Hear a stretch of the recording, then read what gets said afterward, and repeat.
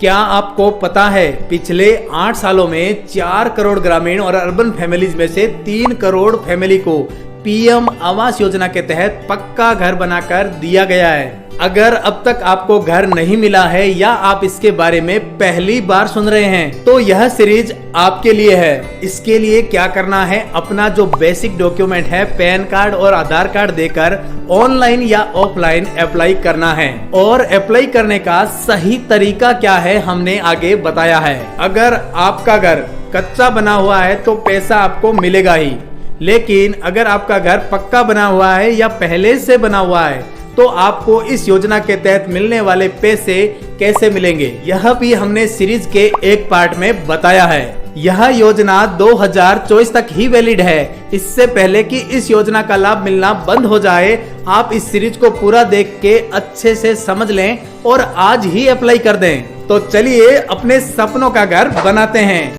इस योजना में अप्लाई करने से पहले यह जान लो कि इस योजना में किसको कितना पैसा मिलेगा, गांवों और शहरों में कितना मिलेगा और क्या क्या रिक्वायरमेंट होने वाली है। बेसिकली इस योजना के द्वारा सरकार देश के ग्रामीण और शहरी क्षेत्रों में कच्चे घरों को पक्के घरों में बदलने का काम कर रही है और जिनका घर पुराना हो गया है, चाहे 10 साल हो या 1 साल पुराना, उनको रिपेयरिंग का पैसा मिलेगा। और घर बनाने के लिए जो पैसा दिया जाएगा वो आपकी सालाना इनकम को देख के दिया जाएगा, जिसको हमने डिटेल के अंदर आगे बताया है। और घर को रिपेयरिंग करने के लिए जो पैसा मिलेगा उसका प्रोसेस थोड़ा अलग है, जो हमने आगे एक पार्ट में बताया है। ग्रामीण एरिया में अब तक 2 लाख से ज्यादा घर बनाए जा चुके हैं। इस योजना को 1 जून 2015 को स्टार्ट किया गया था और 2023 के बजट को देखते हुए इस योजना का जो फंड था वो 79,000 करोड़ कर दिया गया। इस सीरीज में हम आपको आगे सब डिटेल में बताएंगे कि इसकी एलिजिबिलिटी कितनी है और कितना पैसा मिलेगा और इसके अंदर अप्लाई कैसे करना है। इसमें आपको जो पैसा मिलेगा वो एक यूनिट के हिसाब से मिलेगा। 269 स्क्वायर फीट की एक यूनिट होगी और उस यूनिट के लिए आपको 1.5 लाख से 3 लाख रुपए तक दिए जाएंगे। आप अब यह जान गए कि यह योजना क्या है।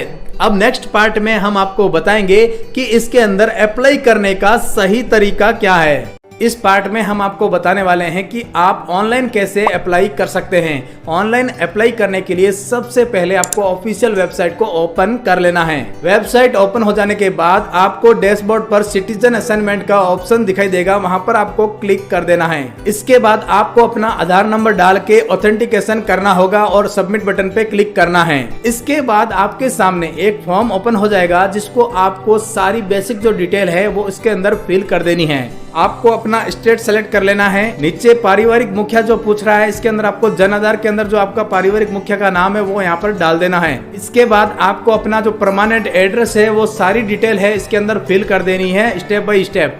फिर इसके बाद आपको पारिवारिक सदस्यों का जो विवरण है वो यहाँ पर आपको पूरा देना है कि आपके परिवार में कितने सदस्य हैं, उन सब की डिटेल यहाँ पर फिल कर देनी है। इसके बाद आपको पूछा जा रहा है कि भारत के अंदर आपका कोई मकान है या नहीं, तो यहाँ पर आप यस या नो में से सिलेक्ट कर सकते हैं। और अगर मकान है तो मकान के मालिक का जो भी डिटेल है वो आपको नीचे फिल करते जाना है। ये सारी डिटेल फिल करने के बाद आपको यहाँ पे नीचे कैप्चा फिल कर देना है और सारी डिटेल को एक बार अच्छे से चेक कर लेना है और उसके बाद नीचे सेव का और सुरक्षित का जो ऑप्शन दिखाई दे रहा है वहां पर क्लिक कर देना है। और इतना सब करने के बाद आपका आवेदन कंप्लीट हो जाएगा। अब बात करते हैं कि इसके लिए क्या एलिजिबिलिटी रहने वाली है। इसके अंदर आपको भारत का नागरिक होना जरूरी है और इसके अंदर वह सभी लोग आवेदन कर सकते हैं जिनका पुराना घर है या आप मकान मरम्मत करवाना चाहते हैं या फिर आपके पास मकान नहीं है। अब बात करते हैं क्या क्या डॉक्यूमेंट्स की आपको आवश्यकता रहेगी। इसके अंदर आपको अपना Aadhaar card, income certificate, mobile number, अपना एड्रेस और पासपोर्ट साइज फोटो की जरूरत रहेगी। और साथ में आपको अपनी बैंक डिटेल्स को भी डालना है, जिसमें आपकी सब्सिडी आपको मिलेगी। जो डॉक्यूमेंट और रिक्वायरमेंट है वो ऑफलाइन प्रोसेस में यह सेम रहने वाली है। अगर ऑनलाइन अप्लाई करने में आपको प्रॉब्लम आ रहा है तो आपको नेक्स्ट पार्ट में मैं ऑफलाइन प्रोसेस बता रहा हूँ, जिससे आपका काम बहुत आसानी से हो जाएगा। इस पार्ट में हम जानेंगे कि आप इसके अंदर ऑफलाइन कैसे अप्लाई कर सकते हैं। ऑफलाइन अप्लाई करने के लिए जिस फॉर्म की आवश्यकता रहेगी वो फॉर्म या तो आप इसकी ऑफिस से ले सकते हैं, नहीं तो आप ऑनलाइन भी डाउनलोड कर सकते हैं। तो चलिए हम आपको बताते हैं कि आप ऑनलाइन कैसे इसको डाउनलोड कर सकते हैं। फॉर्म को डाउनलोड करने के लिए सबसे पहले आपको ऑफिशियल वेबसाइट पर आ जाना है। जैसे ही आप ऑफिशियल वेबसाइट पर आ जाएंगे तो उसके डैशबोर्ड पर आपको एक सिटीजन असाइनमेंट का ऑप्शन दिखाई देगा। इसके बाद आपको बेनिफिशियरी असाइनमेंट का ऑप्शन दिखाई देगा। आपको इस ऑप्शन पर क्लिक कर देना है। जैसे ही आप इस ऑप्शन पर क्लिक कर देंगे आपके सामने एक फॉर्म ओपन हो जाएगा और जो फॉर्म आपके सामने ओपन हुआ है इस फॉर्म को आपको डाउनलोड कर लेना है। फॉर्म को डाउनलोड करके आप उसका एक प्रिंट आउट ले लेना और इसके बाद उस फॉर्म को आपको अच्छे से रीड करके फिल कर देना है। इसके बाद जो भी जरूरी डॉक्यूमेंट्स होंगे वो आपको इसके साथ अटैच कर देने हैं और जरूरी डॉक्यूमेंट कौन कौन से होंगे वो हमने आपको आगे बताया है।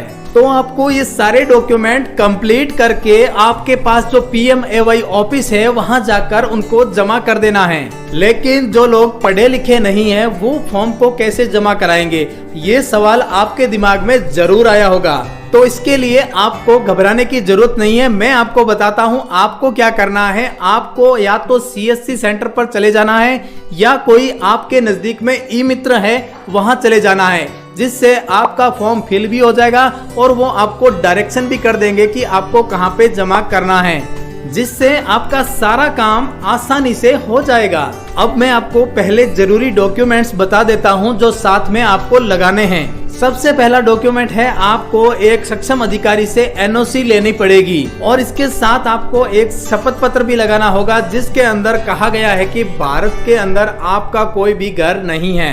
नेक्स्ट पार्ट में हम बात करेंगे कि आप अगर इसके लिए एलिजिबल नहीं है या आपने अपना मकान पहले बनवा लिया है या आपने इसके अंदर अप्लाई तो किया है लेकिन पैसा नहीं मिला, तो इस योजना का फायदा लेने के लिए आपको क्या करना है, अपना गांव स्तर का जो पंचायत समिति है वहां पर आपको जाना है और पंचायत समिति में जाके वहां पे बात करनी है और वहां बात करने से आपका काम बन जाएगा। अगर फिर भी आपका काम नहीं बनता है या आपको वहां पर कुछ समझ नहीं आ रहा है तो वहां पर पंचायत समिति में ही एक ई-मित्र भी होता है। उस ई-मित्र वाले के पास आप चले जाएं और उन्हें बताएं कि आपको PM आवास योजना का लाभ लेना है, क्योंकि यह सारा काम आपकी गांव की जो पंचायत होती है उसके अंडर ही होता है। फिर क्या होगा, पंचायत समिति से जब आप बात कर लेंगे या फिर ई-मित्र वालों के साथ बात कर लेंगे तो आप मिलजुल कर आप समझ सकते हैं कि आगे मैं क्या कहना चाहता हूं, वो आप काम कर सकते हैं। आवेदन की स्थिति देखने के लिए आपको ऑफिशियल वेबसाइट पे आ जाना है। वहां पर आने के बाद आपके सामने एक ऑप्शन आएगा सिटीजन असाइनमेंट का, उसको आपको ओपन कर लेना है। सिटीजन असाइनमेंट को ओपन करने के बाद नीचे की साइड में आपको ट्रैक योर असाइनमेंट का स्टेटस आपको दिखाई देगा, तो वहां पर आपको क्लिक कर देना है। वहां पर आप जैसे ही क्लिक कर लेते हैं तो क्लिक करने के बाद आपके सामने दो ऑप्शन और आ जाते हैं। जैसे आप बाई नेम, फादर नेम और ID से सर्च करना चाहते हैं या आप अपना असाइनमेंट ID से सर्च करना चाहते हैं। अगर आपके पास असाइनमेंट ID है तो आप इससे सर्च कर सकते हैं, अगर आपके पास नहीं है तो आप अपना नाम, फादर नेम और डाल के भी इसके अंदर अपना स्टेटस चेक कर सकते हैं। तो ये सारी डिटेल फिल करके आप इस पर सेलेक्ट करेंगे तो आपको स्टेटस शो हो जाएगा। अब बात करते हैं कि इसमें जो पैसा मिलेगा उससे 4 पार्ट में डिवाइड किया गया है। पहला आता है EWS यानी इकोनॉमी वीकर सेक्शन। इसके अंदर अगर आपकी आय सालाना 3 लाख रुपए के अंदर है तो आपको इसके अंदर 6 लाख रुपए का लोन 6.5% की सब्सिडी पर मिल जाता है। दूसरा आता है LIG यानी लोअर इनकम ग्रुप। इसके अंदर अगर आपकी आय 3 लाख से 6 लाख रुपए के बीच है तो इसमें भी आपको 6 लाख का मिल जाता है 6.5% की सब्सिडी पर। तीसरा आता है मिडिल इनकम ग्रुप यानी MIG1। इसके अंदर क्या है, अगर आपकी आय सालाना 6 लाख से 12 लाख है तो आपको इसके अंदर 9 लाख रुपए का ब्याज 4% की सब्सिडी पर मिल जाता है। चौथा आता है MIG2 मिडिल ग्रुप इनकम 2। इसके अंदर आपकी सालाना इनकम 12 लाख से 18 लाख रुपए के बीच होती है तो आपको इसके अंदर 12 लाख का लोन मिल जाता है 3% की सब्सिडी पर। तो चलिए आप भी इस योजना का लाभ उठा लीजिए और उन सभी लोगों के साथ शेयर कर दो जिन्होंने अभी तक इसका लाभ नहीं लिया है।